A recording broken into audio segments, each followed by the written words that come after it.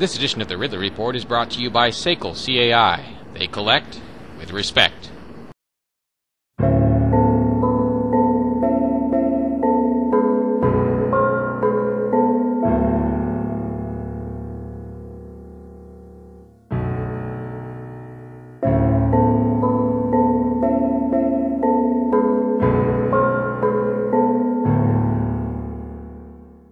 Hi, my name is Winifred Parker.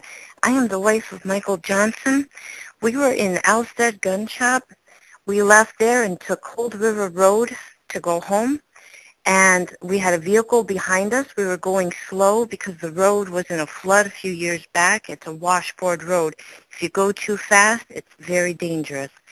We pulled over. The car flew by us, kicked up rocks and everything else. And then after they passed, we pulled back out. We got onto Route 12, and the next thing I know, we got pulled over by a police car, which was the chief of police himself. He did not come immediately to our car. He waited for a second unmarked car. And then the chief of police himself came up to my husband's window. He pointed, my husband asked him, "May I ask why you pulled me over?" And he instantly took an attitude with him. He stuck his finger in my husband's face. He said, in a very mean tone, "We'll get to that. Right now, come with me."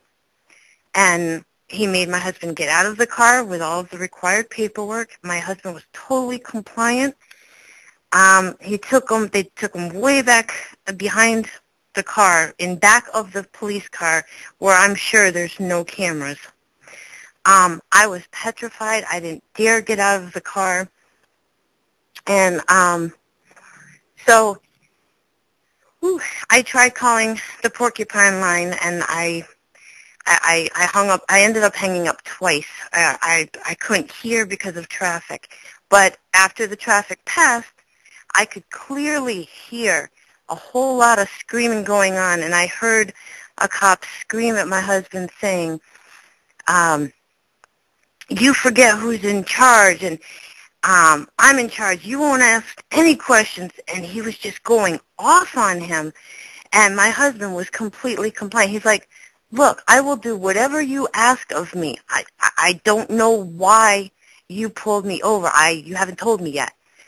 So the screaming continued, and then they came up behind our trunk, and they made my husband open up the trunk to look at his rifle. And they started, I could hear all sorts of questions being asked. It was an interrogation. It was petrifying. And so then they shut the trunk, and then the police chief, they took my husband back. They would not let us be anywhere near each other. They took him back to the back of the car. I heard more screaming from the cops. The chief of police came up to my window, asked me for ID. So then I asked him, I said, "May I ask why we got pulled over?" And he's like, "Yeah, the first excuse he gave me was that we were going too slow on the road." Now, mind you, we pulled over, let somebody pass us. And then the second thing he said, that there was a police officer with the car that was behind us on Cold River Road, and that he smelled marijuana, and that is why we got pulled over. I can't figure out why they sent 3 cruisers for 1 vehicle. I believe it's because we had an unloaded, totally compliant with all the rules of New Hampshire, rifle in the trunk of our car. And then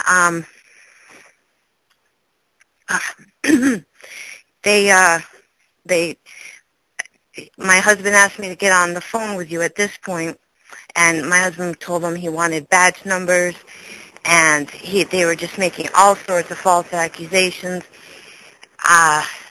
So I tried, like I said, calling twice. I couldn't do it. My husband had said that, well, when the chief of police had asked me, I said, "Officer, I can guarantee you there is absolutely no drugs whatsoever. That is a lie." And then, so when my husband got on the phone with this number, he was saying, "We have No drugs. We don't do them. He's like, do you smell it? He was asking the chief of police. And he said, no, all I smell is cigarette smoke. And he was like, well, if you smoke pot, don't you think you'd smell it on us? I'm standing a foot in front of you. And my husband allowed him to stick his head in our car, and he goes, no, I smell nothing but cigarettes, because that's all there was. And this cop's attitude toward my husband was just horribly, horribly Terrified. He terrified me. I was intimidated. There was fingers being pointed in his face and everything else. I asked him for a badge number, and that's when he got really cocky. Told me to stand up against the side of the police car and who's in charge, and I will not speak until spoken to, this, that, and the other. Yeah, they were way out of line. And then the chief of police said that they were going to follow us, and that's protocol, until we go our separate ways. So we got to the red light before we turned into Vermont, and as these police officers drove by, the one that kept telling my husband that he's in charge and he is not allowed to speak unless he's spoken to, as they passed our car, the third vehicle laid on the horn as they went by us, which I felt was totally inappropriate. And so we came home, and I'm trying to calm down. My husband just kept giving me hugs. He's like, it's okay, we'll deal with it. So, I don't know where this will go, but I really hope nobody else has to deal with this. I'm very, very, very scared right now. And we're going to go to the PD right now and file a complaint, because I refuse to be made a victim by any person or cop. And these cops that violated our rights have not heard the last from us. That is a guarantee. Thank you for your time. Bye. Dispatches like this one would not be possible without the generous support of companies like SACL CAI. SACL CAI is a collections company that does collections a whole new way. They know that not only do you want your money back, you want to keep your customers. SACL CAI. They collect with respect.